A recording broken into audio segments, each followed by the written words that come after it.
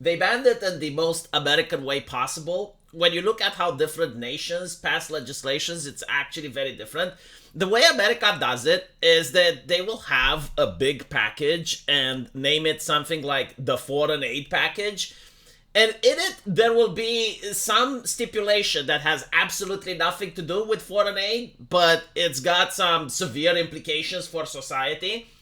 In this case, it seems that the banning on TikTok is not just bipartisan, both the Democrats and the Republicans want it, but it's also that most of Americans want it. However, it was just hilarious the way it's done. You know, there's that meme that goes around with Uncle Sam that's selling a package to the government, which is draconic legislation. And Uncle Sam goes like, so how do you want me to wrap this? As protecting children or fighting terrorism? It, again, like this is so annoying when you're looking at it from the outside, because they will have the defend the poppies bill, and in it they can have some draconic stuff. It's like, well, you need to show papers while sitting at McDonald's, and if anyone is against that, they'll be, so you want puppies to suffer, don't you? You know, is that the American way of doing legislation that I'm talking about? But anyway, right, so in the $95 billion foreign aid package bill, they also banned TikTok. Now, regarding TikTok, I would like to say that, yes, from all looks of it, it is a very subversive app. Like, number one, if you go and you install a VPN and you connect to TikTok China, what you are going to see there, especially on the main page as you created a new account, are videos where people are being taught on how to build a chair, people are recommended which economic books to read, people are being taught important life lessons. And then if you do the same for the United States, or actually for most of the world, you will see the type of videos that made libs of TikTok famous. You will see teachers that are like talking about how to break eggs. You will see fat acceptance videos. You will see like all of this other nonsense that doesn't fly in China. And many people will say, well, actually, you know, this is what's popular in the West. And the only way a person would say that is if they're disingenuous or they genuinely do not understand that social medias are on platforms. They're editorial guidelines. They have algorithms. They decide what gets pushed and what gets suppressed. Like, this is complete nonsense. So that is one of the disadvantages of TikTok. The second disadvantage is that it's owned by the Chinese government, which means that according to Chinese law, the government at any point can require all of the private data that rests on TikTok. So all of your private information that you did there, all of the videos that you ever uploaded, are not private. They belong to the Chinese government.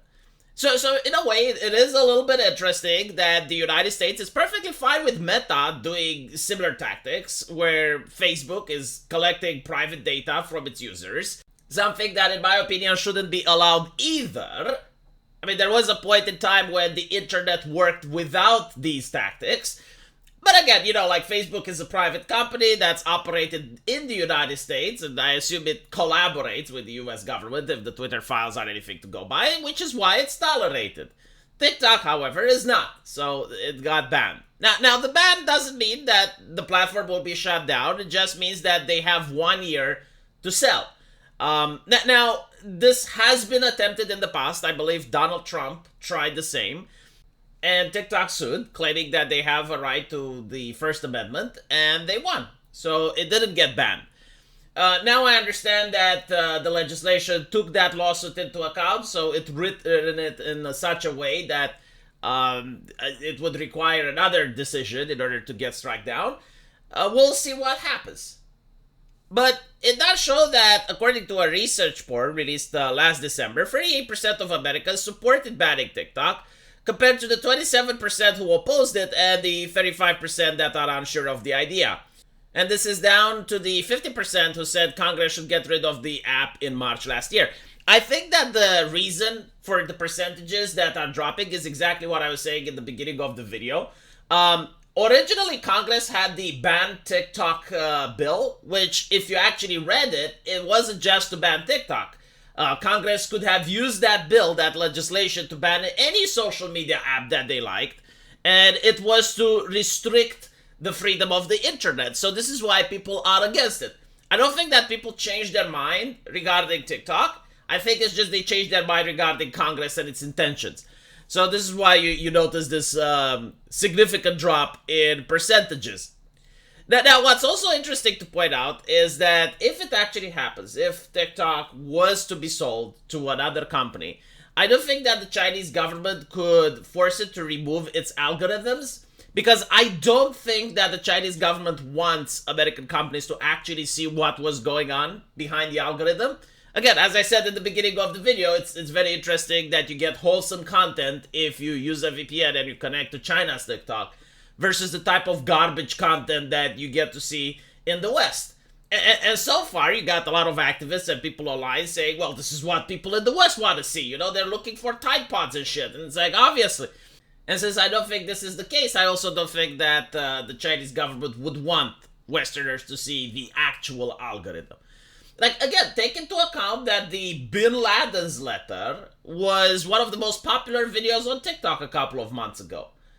It was even written in The Guardian and other mainstream media. Like, it actually shamed the legacy media, because they were also praising the Bin Laden's letter at some point, years ago. And when they noticed that it's trending on TikTok again and it's causing an uproar, they were like, oh shit, we need to remove the old articles. The Guardian is one of such examples. But yeah, like all of this is due to the algorithm, due to who that social media giant wants to promote. So I don't think we're ever going to get eyes on what the algorithm was like. Now, finally, I do believe that this is going to be very advantageous for YouTube. I mean, they've been pushing shorts like crazy for a while. Even the community managers that YouTube has are telling people, it's like, hey, make shorts, make shorts. And without TikTok, which is a competitor, that may be advantageous for YouTube.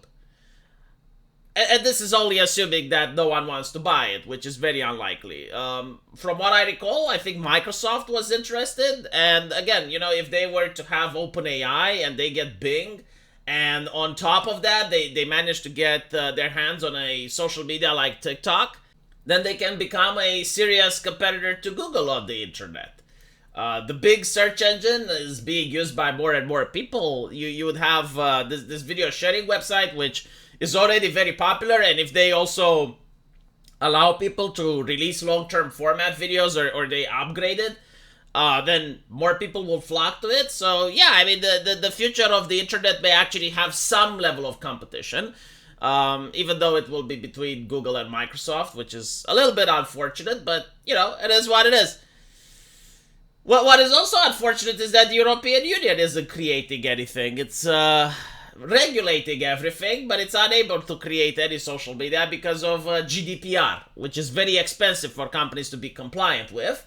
So that's why the internet is filled with American companies, and it seems that when you do get some competition, it comes from China, so it's very easy for the Americans to regulate it or to try to remove it.